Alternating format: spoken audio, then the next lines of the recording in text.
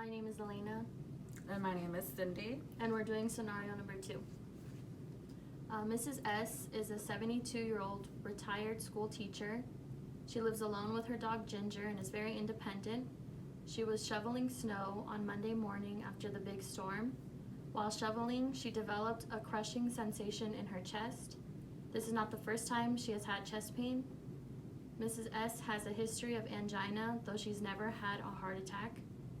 She takes an aspirin every day at home and keeps a nitroglycerin tab in her pocket just in case. Mrs. S took a nitroglycerin tab and an aspirin and drove herself to the hospital. Mrs. S was admitted to the hospital on Monday afternoon with chest pain and rule out myocardial infarction. She's been a patient on the cardiology unit for 4 days now. She's had no chest pain since Monday and has been ruled out for a heart attack. She has an IV of 0.9 NS at Keep Open and expects to go home in the morning. At 2200, Mrs. S puts her call light on. Her nurse, Cindy, answered the call light. Mrs. S stated that she was having chest pain and rated it a 9 out of 10 on the pain scale. Cindy, the RN, had the PCA check her vitals and get an EKG. Cindy, the RN, went to get her a nitroglycerin tab. Mrs. S blood pressure was 90/52. Her EKG shows ST changes. Her heart rate was 120. Her breathing was labored at 36, and her pulse ox was at 85% on room air. Cindy gave Mrs. S a nitroglycerin tab sublingually. There was no relief to her chest pain, and her blood pressure decreased to 80/52. Cindy placed Mrs. S on oxygen at 2L, and her pulse ox improved to 91%. Mrs. S is very anxious and states she feels terrible. Cindy, the RN, increased her IV fluids to 100 cc per hour and called the physician. Okay, I'm Elena. I'm the registered nurse for Mrs. S on the cardiology unit. I'm the day shift nurse giving Cindy the report, and she's the night shift nurse. So Mrs. S is 72 years old. She lives alone with her dog, Ginger.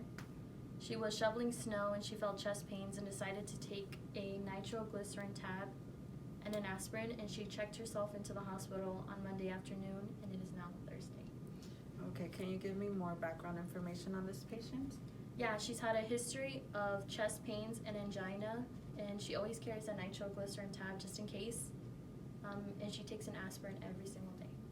What is your assessment? Well, so far she's been doing better. She's had no chest pains, and she should be going home in the morning. Okay, do you have any recommendations? I would recommend you keeping an eye on her chest pain levels because of her history. Assess her EKG, her blood pressure, and her breathing to see if the problem reoccurs. Okay, thank you. My name is Cindy. I'm going to be the night shift nurse calling the cardiologist. Hello, this is the physician. Hi, doctor. This is Cindy RN for Mrs. S on the cardiology unit. I am afraid the patient is experiencing some chest pain and getting very anxious. Can you give me some more background about this patient? Yes, at 2200, the patient put on her call light saying she was experiencing some chest pain. Her pain was a 9 out of 10, with 10 being the worst pain she ever experienced. Her vitals were checked and an EKG was done.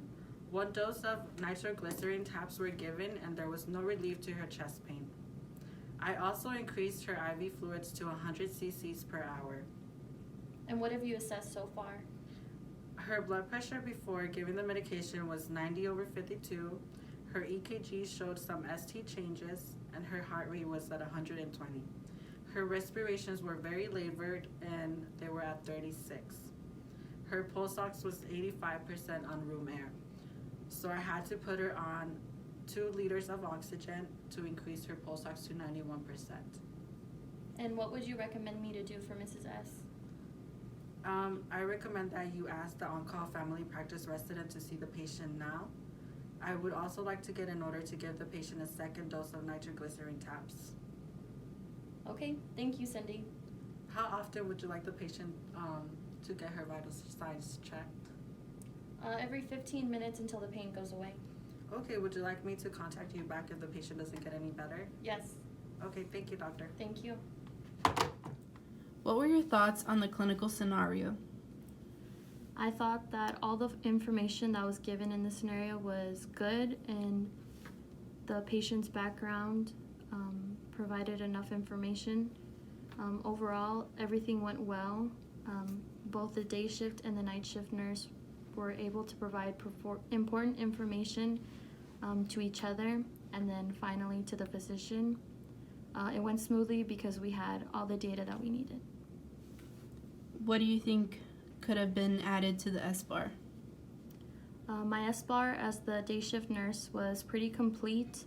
There was no issues with the day shift with the patient.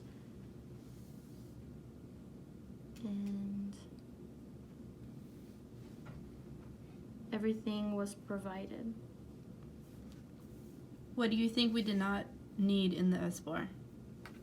All the information that was given was necessary, and it was needed for the day shift nurse to pass on to the night shift nurse, and then finally the physician, and nothing was missing.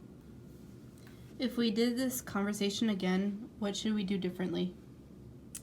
As the day shift nurse, I would make sure that the second shift nurse understands the situation with the patient and the background, and maybe we would both go into the patient's room and assess the patient together once more. Do you think the significance of the situation was clearly presented to the physician? I think it was. All the vital signs and other assessments were recorded, and they were given to the physician for him to comprehend the situation and direct the second shift nurse for the next steps. What were your thoughts on the clinical scenario? My thoughts on the clinical scenario was that it provided all the information needed on the situation and to give enough background. It provided an assessment and anything we needed to make any recommendations. We were both able to fill out our SBARs completely without any problems. What do you think could have been added to the SBAR? I think that my SBAR could have provided the patient's blood pressure after administering the medication. I feel like it was an important part that the doctor should know. And there was so much information that it kind of made it easy for me to miss something. What do you think we did not need in the SBAR? I feel like all the information provided in the SBAR was necessary for the doctor to know. As part of the assessment, we need to be very thorough with the information provided as far as vital signs, patient status, medication administered, so that the doctor can be sure on what the next step is. If we did this conversation again, what should we do differently? If I were to do this conversation any different, I feel like I should slow down a bit when providing all the vital information so that the doctor can comprehend what I'm saying and asking for. Do you think the significance of the situation was clearly presented to the physician?